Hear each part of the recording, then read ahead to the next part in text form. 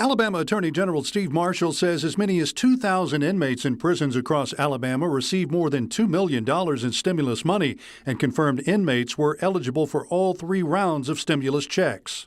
Certain inmates are eligible that are in our Department of Corrections to be able to receive one of those stimulus checks. And we think that ought to be money that goes to victims and not to inmates who have not been financially impacted at all by the pandemic. The eligibility requirements for the stimulus checks were left broad under the CARES Act in order to get checks to people quickly.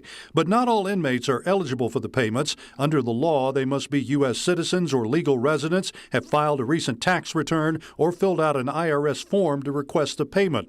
Still, Marshall says he's working through what he says is a significant amount of paperwork, and he's getting cooperation from the Department of Corrections to redirect the stimulus money. And then also with local district attorneys and being able to identify actually how much restitution is owed by those individual inmates.